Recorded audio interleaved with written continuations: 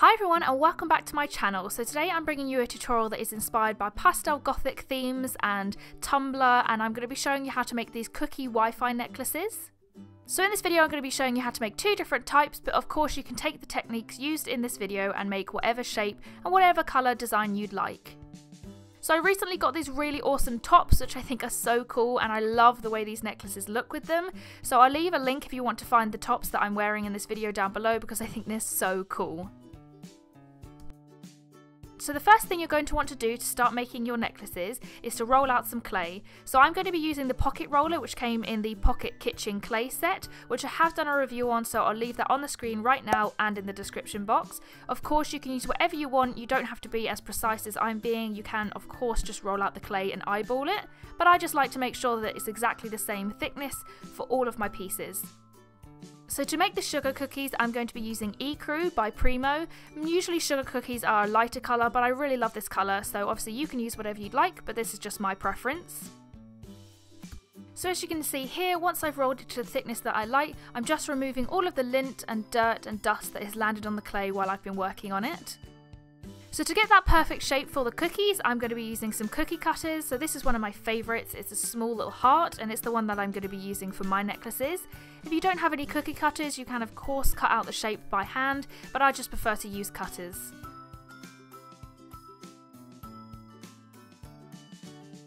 So once you've got your basic shapes cut out, now you want to transfer them to a piece of sandpaper to give it some realistic texture. So to get that nice realistic cookie texture, just take an old toothbrush, one that you no longer use for yourself but only for crafts, and press firmly down on the top of the clay. As you press down on the top of the clay giving it texture, obviously the clay is going to be pressed down into the sandpaper and the back will obviously get textured too, so it's a really good way of working so you don't have to worry about flipping it over and some of the texture disappearing. As the heart-shaped cookie I'm working with is rather small, I've cut out a big circle so that you can see what I'm doing a little bit better.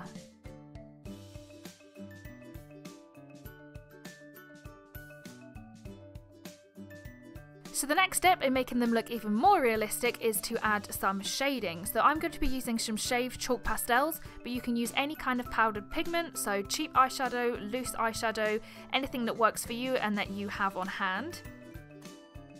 My framing of this shot was very bad, so I'm very sorry, it's kind of hard to see what I'm doing, but I'm just taking a fluffy brush and a golden sand colour, and I am placing that all over both of the cookies.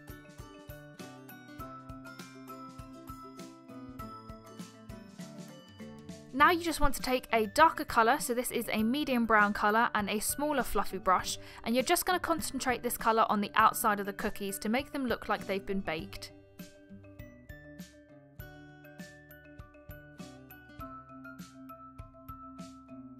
As I mentioned earlier, because this heart is so small, some of these details might get a little bit lost, but I'm going to show you what it looks like on the circle because I think it looks a lot more realistic because there's more area to see the colour difference.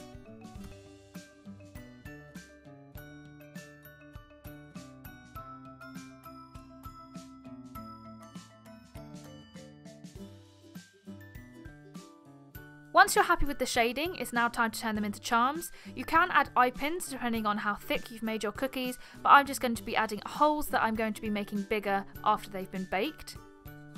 Because I'm actually going to be spelling a word with the heart-shaped cookies, I've created two holes so that I can attach them together.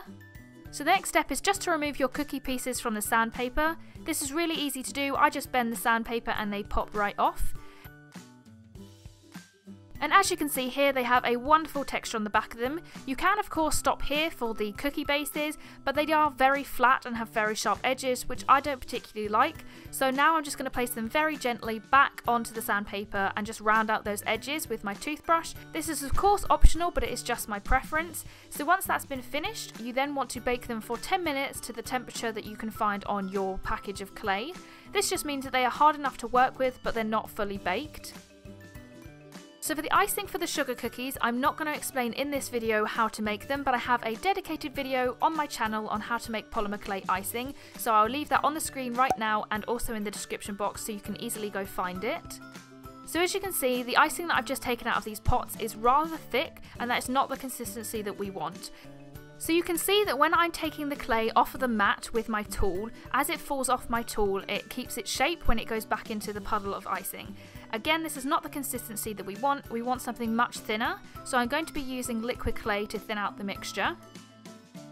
You can use either TLS or liquid Fimo, there really is no difference for this project. I actually used both for this just to show you that there really wasn't much difference.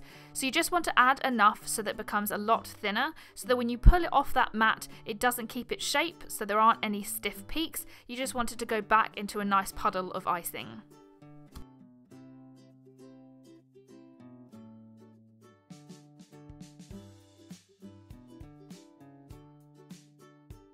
So now comes the fun part, which is icing the cookies that you've just baked.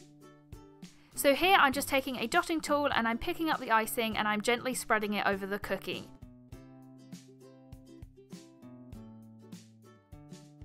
So this icing actually spreads really well and is very easy to work with, but still just take your time because you don't want to get icing all over your fingers or all over the rest of the cookie.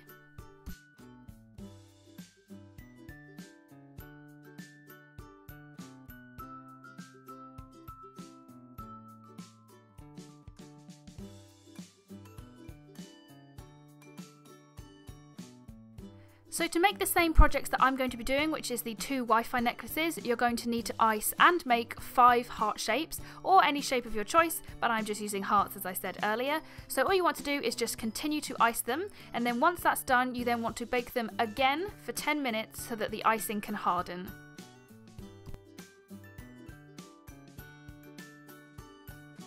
So this is what it should look like when they've been baked and ready for more decorations. So if you don't have a drill, you may need to use a needle tool to puncture the icing so there's a hole to place the findings to turn them into necklaces later on. So the first design that I'm going to teach you how to make is the Wi-Fi logo one. So to get this kind of effect, I'm actually using the same colour of icing that is already on the cookie base. So I'm just taking that icing on a pointed dotting tool and I am just drawing out the design. So the Wi-Fi logo is very simple, you just want to do a dot at the bottom and then you just want to draw curved lines, about a few of them, to make it look like the signal.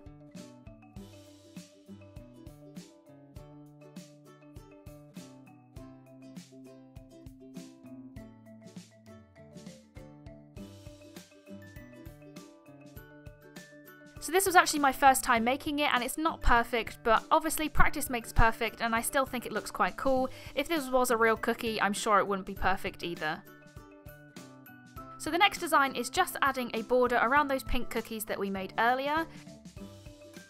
The pink icing is quite light, so this might be hard to see, and it is a little bit out of focus, I'm very sorry, but I'm just taking more of that lilac coloured icing on the same tool and I'm just gently dragging it around the edge of the cookie while I hold it firmly in my hand.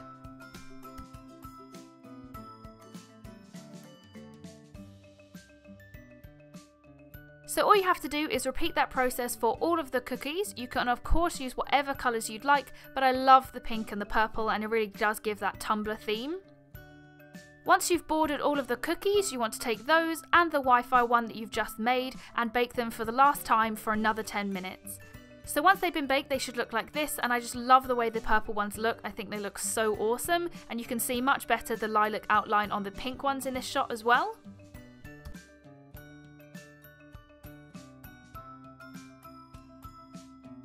So to add the words to the cookies, I'm just using black acrylic paint. You can do this in the icing, but I just found that it would look a lot more bold and a lot more pastel gothic if I just use paint. So I'm taking that tool, as usual, is like my favourite tool ever, and I'm very gently just writing the words. So obviously I'm writing the word Wi-Fi, but if you were to change this to whatever you want, you can write names, places, and like other cool phrases from Tumblr on them if you'd like.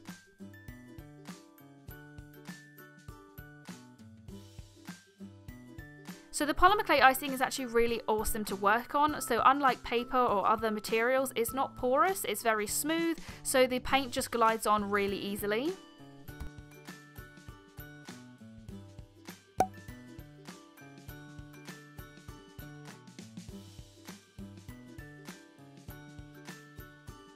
So once the paint has dried, I'm just going to be remaking the holes through the icing. So I'm just taking a simple hand drill and I'm drilling through the icing carefully. Don't do this too quickly or too rough because the icing may crack. It's very durable, but it has some give to it, so it should be okay.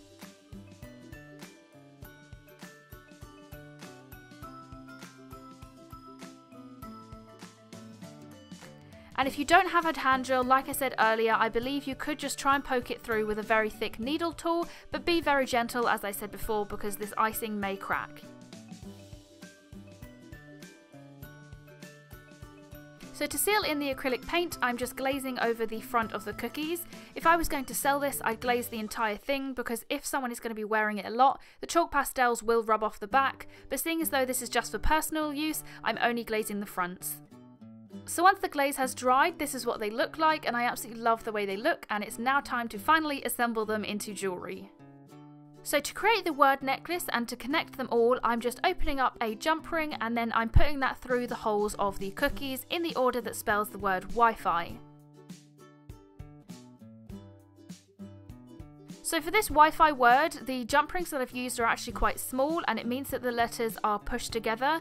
That just means that I can maneuver the cookies into different shapes, so if I want to wear this in a semicircle or a straight line I can, but if you'd like to have them sort of dangling from each other then use bigger jump rings.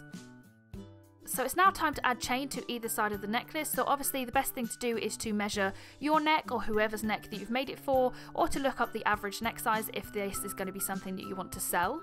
So I'm using curb chain for mine because I think it's a little bit more edgy, but you can of course use things like this cable chain, it's completely up to you. So I'm just again taking flat nose pliers and opening up some jump rings. I'm then pushing it through the hole of the end cookies and attaching the chain of my choice.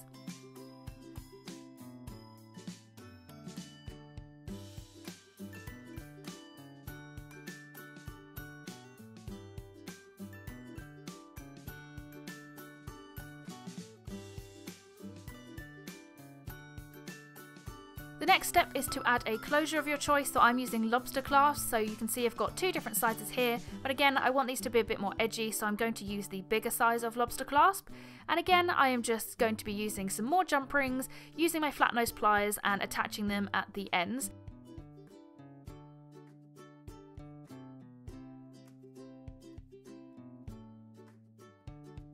So on the other end of the necklace you can of course just add a jump ring if you want to keep it the same length and wear it like that all the time, but I like to have a bit of wiggle room, so I add an extender, which means I can wear this as a choker or as a slightly longer necklace.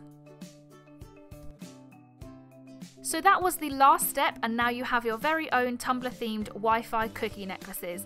I absolutely love the way these turned out, and I think the fact that they're cookies is even more quirky, and it's kind of something that only you know is on your necklace unless you flip it around and show your friend, so I think that's kind of fun. These would look so good in different colours, and you can of course make them however you'd like. I think these would make awesome friendship necklaces and you could do some really awesome things with this. So as you can see here, you can wear them at the same time or you can wear them singly, and I would definitely love to see how you guys recreate this tutorial. So if you have an Instagram account, don't forget to use the hashtag xoxrufus so that I can see your creations and give them a shout out on my account. So thank you guys so much for watching this tutorial. I know it's probably been quite wordy and quite long, but I really hope you guys enjoyed it and I would love to see you recreate this in the future. So don't forget to check out all of my social media, my shop, and also the last video that I posted. So thank you so much for watching guys, and I'll see you later. Bye bye.